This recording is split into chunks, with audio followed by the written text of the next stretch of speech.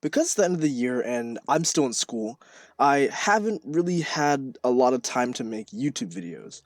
Sorry about that. I've been busy cramming for my final, my AP test, and my SOL that were all put in the same week. Not fun. During the night, though, when I have some time to myself, I like to lay down in bed and watch some YouTube videos before I go to sleep. Because I've already watched and rewatched some of the best content YouTube has to offer, I'm often left with nothing to watch on a platform where there is quite literally an infinite number of videos on an infinite number of topics. That is until I remember that Gordon Ramsay's Kitchen Nightmares exists. For some reason, every single episode of Kitchen Nightmares, and Hell's Kitchen if you're into that, is pirated, uncensored, and ad-free, other than the standard YouTube ads, of course. This channel's gotta make money somehow, and if that means stealing content from one of the most respected chefs in the world, that's fine, I guess. I wouldn't have a video otherwise. Unless this is the official Kitchen Nightmares YouTube channel. I mean, if it is, it would be pretty dumb not to put content like that behind a paywall. But again, I'm not complaining. Kitchen Nightmares follows a similar, if not the same plot from episode to episode with little to no change in the key points that it runs through. It's simple reality television, meaning that it has to follow the same formula from episode to episode to keep the viewers coming back. But that doesn't mean it's not enjoyable. To really encapsulate what makes this show so good though, we have to see this formula in action. The episode that I want to take a brief look at in this video is Season 6, Episode 2's Colorado-based restaurant, Pantalones.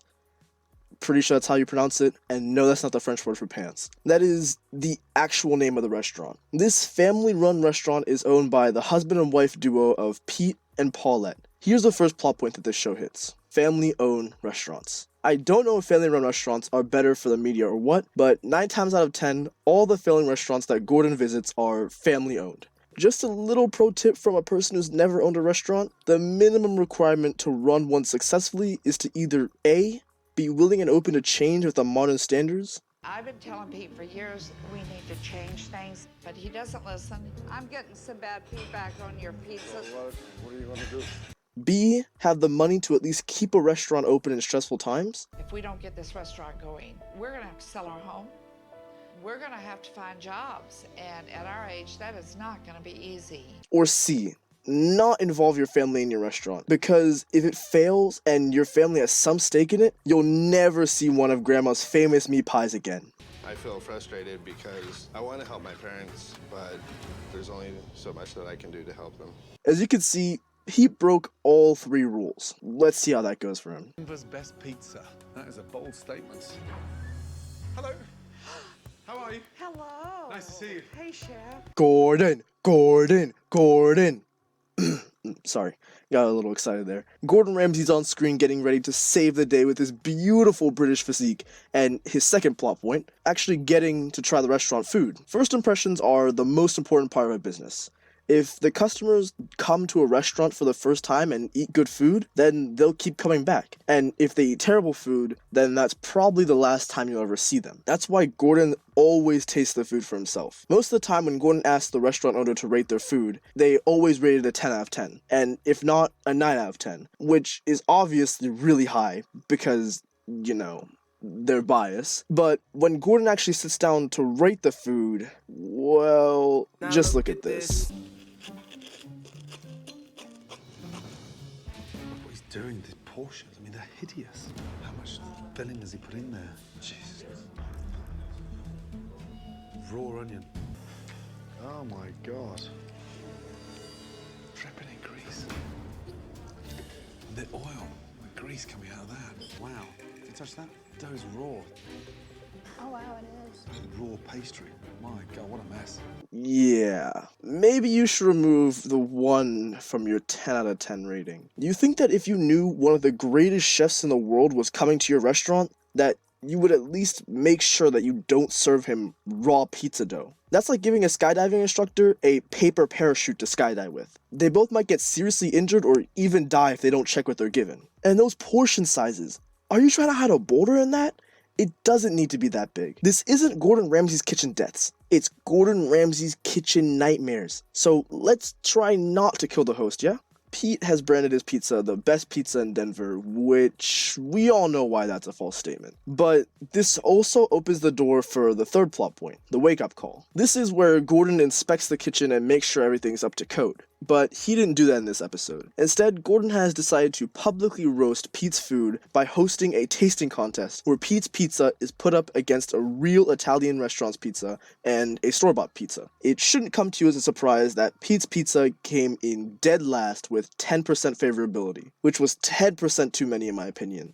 Like, look at this. The only people in this 10% either have their taste buds burned off, are trolls, or are drug addicts. Because there's no way they're choosing a raw pizza over a professional Italian restaurants.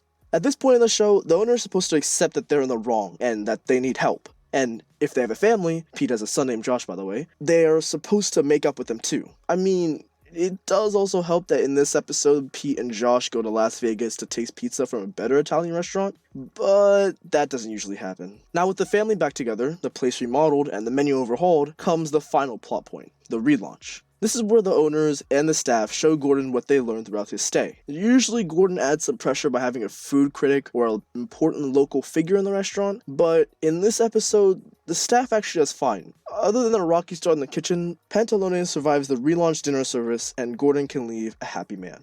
Now, since this is still reality TV, some events are either played up for the camera or over-dramatized. That's the biggest problem this show has. It still has to adhere to the laws of reality television. In most of the restaurants that Gordon visits, the owners start off believing that they're better than Gordon. I really don't understand how someone can ask for help from a person who owns many Michelin-star restaurants, then talk back to the camera or tell Gordon to his face that he doesn't know what he's doing, when he's inside of your failing business. I get that this is some of their life's work. They live, breathe, and have sunk tons of money into their business to try to make it grow and make it theirs, something that they're proud of. But sometimes you've got to stop being in denial, as Gordon would say, and accept the help.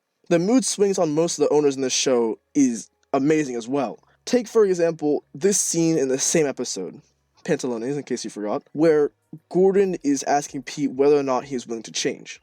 I've got one very important question for you. Am I willing to change? That's the one. No. He isn't willing to change his business practices, even after he saw that his pizza wasn't the best pizza in Denver, which is technically fine, I guess. At the end of the day, it's his business and no one can force you to do what you don't feel comfortable doing. But after his family threatens to leave... Are you committed?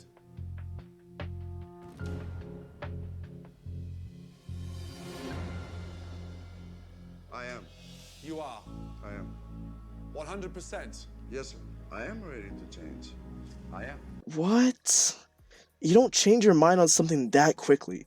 It literally took him 2 minutes to go from, nah, I'll keep doing what I'm doing, to, sure, I'll make changes. Take it from Pete, guys. No doesn't always mean no. Especially when Gordon, in addition to being a world-renowned chef, is also apparently a literal family therapist, is in the mix. Some people use this strategy to fake liking the changes that Gordon makes. Because, again, some people on this show have inflated egos and think that they're better than Mr. Ramsey himself. This plays into one of the biggest problems of the show, the aftermath. Kitchen Nightmares likes to lead the audience to believe that when Gordon visits a restaurant, it immediately goes from the brink of despair to Michelin star worthy, at least most of the time. In spite of business picking up at the restaurant, Leela's debts were too large to overcome, and she was forced to close her doors. But that's almost never the case. Other than the Pantaleones?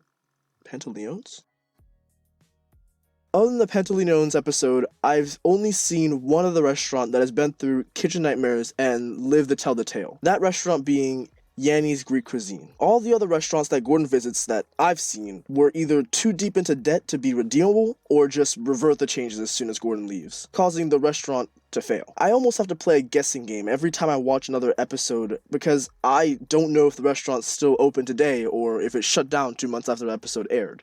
It's kind of sad because you can tell that Gordon genuinely wants to help these people grow their business and to pass on the knowledge that he's gained over his many years in the industry. But people don't like change, and people especially don't like being told that the business that they have invested so much time, money, and effort into is failing because they were terrible at doing their job. Sometimes though, people just need to see things from an outsider's perspective so that they can finally wake up!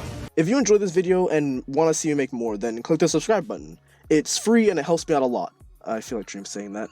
Also, if you want to see me make more Gordon Ramsay content, like a Hell's Kitchen video or an actual in-depth analysis or reaction of a Kitchen Nightmares episode, because I love Gordon Ramsay and would love to make more content about this, feel free to comment what you want to see down below. And while you're down there, make sure to tell me what other topics you want me to cover. Thanks, and have a great day.